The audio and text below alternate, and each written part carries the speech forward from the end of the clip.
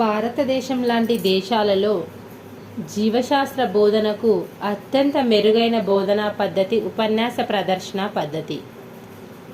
తమ సామర్థ్యాల మీద ఆధారపడి బోధన ఫలితాన్ని అభివృద్ధి చేసుకోవడానికి అనేక మంది ఉపాధ్యాయుల కలయికే బృంద బోధన అని పేర్కొన్నవారు జేఎస్ బ్రూనర్. తరగతి గదిలో ఉపాధ్యాయుడు నిర్వహించే బోధనాభ్యసన చర్యలకు ప్రతిరూపమైన ప్రణాళిక పీరియడ్ పథకం. నిజ జీవిత అనుభవాలను విద్యార్థులకు కల్పించడానికి అవకాశం కల్పించేది వర్చువల్ ఫీల్డ్ ట్రిప్. ఒక ఆడియో లేక వీడియో ఫైల్ అనేది పాడ్కాస్ట్. నిరంతర సమగ్ర మూల్యాంకనం సిసిఈ ప్రకారం మూల్యాంకనం ఎన్ని రకాలు? 2 రకాలు.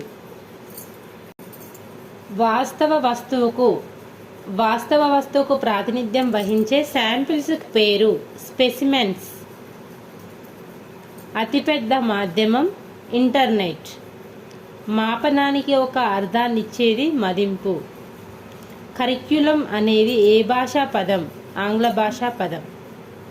బోధనలో పరివర్తన గురించి సిఫారసు చేసినది ఎన్సిఎఫ్ 2005. National curriculum framework. నిర్మాణాత్మక మూల్యాంకనం సంవత్సరానికి ఎన్నిసార్లు నిర్వహించాలి? 4 సార్లు నిర్వహించాలి.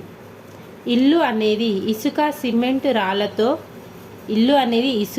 సిమెంట్ రాళ్లతో ఎలా నిర్మించబడుతుందో అదేవిధంగా విజ్ఞాన శాస్త్రం అనేది సత్యాలతో నిర్మితమై ఉంటుంది అని అన్నదెవరు? Henri Poincare and R C Sharma.